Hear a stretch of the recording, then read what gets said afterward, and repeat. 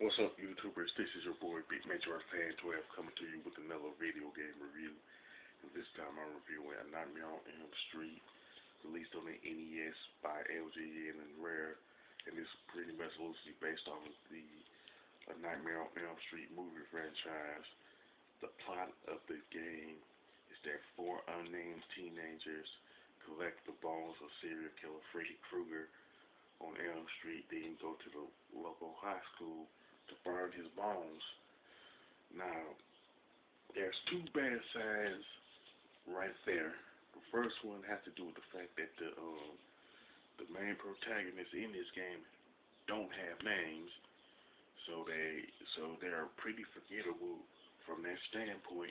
Plus, they're ripping off Castlevania 2 Simon's Quest in terms of the plot, because in Simon's Quest, Simon Belmont has to go throughout Transylvania and collect Dracula's body parts and go to his castle to seal and defeat Dracula. Two bad signs right there. Now, what separates Nightmare on Elm Street from other LJN games is the fact that it allows for 4 players, so you need a particular peripheral for 4 players to play this game. You know, I just forget the name of the particular accessory, but I know what it is. No, I pretty much know what it is. You know, now the game itself has 7 stages where you find pretty much a certain number of Freddy's bones. 3 separate houses: the junkyard, the local cemetery, Freddy's house, and the local high school. Now, the one thing about about collecting Freddy's bones, you can't go to the next room or fight a boss unless you collect all the bones. Now, if you have like 3 other people playing with you, you don't have to collect all the bones. That's the best. I guess that's a good thing. You know what I'm saying? Now, one thing about the boss battles, you will fight some form of Freddy, with the exception of the junkyard, where you fight a bat. You know what I'm saying? Now, as far as the enemies goes, none of them are in the movie, with the exception of Freddy himself. But you do fight snakes, bats, and rats and stuff like that. And with one of the plays, you pretty much punch them. It really doesn't make any sense to me. But I'll go on. One thing that to me that they have in the game is the sleep meter, in which go down regardless of what happens. You know what I'm saying? And the only item that you're going to need to refill it is coffee. You know what I'm saying? But if you don't get any coffee at all, what will happen? You'll go to sleep, and you enter the dream world. But the thing is that the amount of bones, the number of bones that's left that you have to collect, pretty much remains the same, which is a good thing. You know what I'm saying? Another thing that they got right, in my opinion. And another thing about the transition into the sleep world, it borrows from Castlevania 2 again. But the major difference is that the day-night transition here is pretty much a lot smoother than Castlevania 2. Plus, you can get a radio to get yourself out of the dream world, which is another good thing to me, because you don't have to wait to get out of it like Castlevania 2.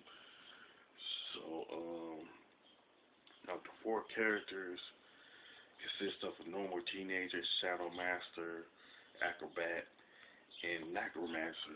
Now, the normal teenager just pretty much jump and punch. The Shadow Warrior does a flying kick and uses ninja stars. The Acrobat does somersaults and uses javelin, while the Necromancer hovers and uses magic. Now, from what I understand, it's like the best character you could use is the Shadow Master. You know what I'm saying? And the Necromancer is the worst character to use. You know what I'm saying? Because the hit detection from the Necromancer is pretty awful, which doesn't add much to the game. You know what I'm saying? Now, the one thing about it is that if you take 4 hits, you will die and everything, and you will have like 5 lives and 3 continues. So you have to take it not as many hits. You know what I'm saying? Pretty much avoid getting hit as much as possible. One thing I wish that was done with this particular game is have a health bar along with the sleep meter, so you could take like pretty much more hits than 4. You know what I'm saying? Now, the graphics and design of the game are mediocre at best, with okay color palettes, but they didn't age well. You know what I'm saying? And the gameplay, it is relatively decent, but it didn't set any new standards. And it was pretty ambitious for LJN and Rare to incorporate the one accessory that allows for 4 players to play it at the same time. You know what I'm saying? In the Nightmare on Elm Street for NES. I would say the only drawback is that if one of the characters falls asleep into the dream world, all of them do it. That is so inconsistent with either either a Nightmare on Elm Street 3 or 4 where this happened, because the reason I bring this up is because everybody who entered through the dream world entered it at the same time by synchronizing their watches to fall asleep at the same time. So it's inconsistent from that standpoint. You know what I'm saying? Now, the soundtrack from an overall standpoint is pretty generic and forgettable, and LJN just didn't bother to use the soundtrack from any of the Nightmare on Elm Street movies, which brings up a point that I want to bring up when it comes to video game adaptation of movies. LJN just didn't like to use the soundtrack from the source material. Not only did they do it with Nightmare on Elm Street, they also did it with Jaws, Beetlejuice, and Friday the 13th. And to be truthful, the best part of Nightmare on Elm Street for NES is the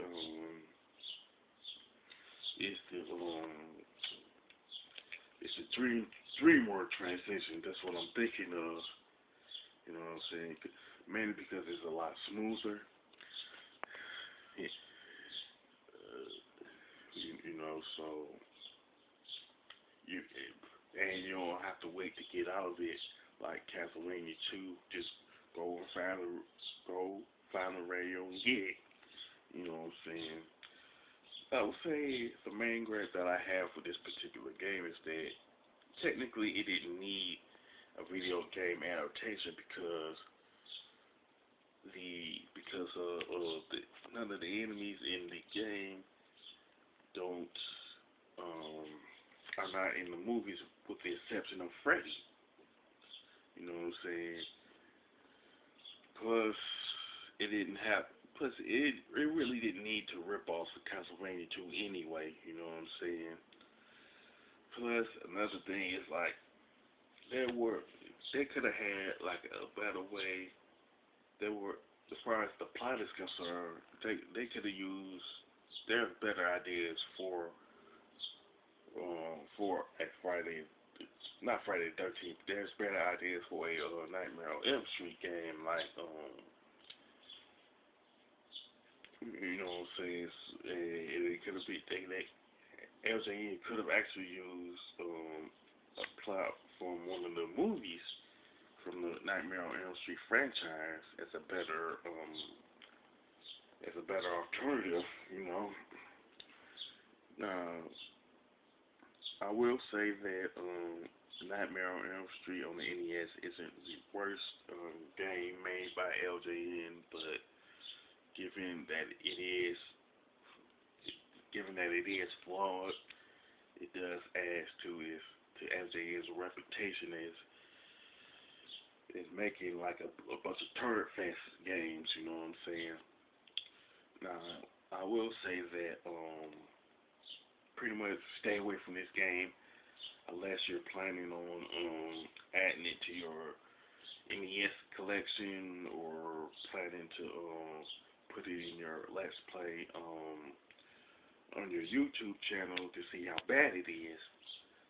Like I said, other than that, just stay away from this game. Just pretty bad, you know what I'm saying? As far as the score, I would definitely give it a 4 out of 10 because the graphics didn't age well. Music is pretty much forgettable and stuff like that. You know, with that being said, if you played Nightmare on Elm Street and you think it's pretty bad, you can mention it in the comment section. If you like my review of the Nightmare on Elm Street, don't hesitate to press the thumbs up button. Don't forget to subscribe. This is your boy Big Metroid Fan 12 signing off.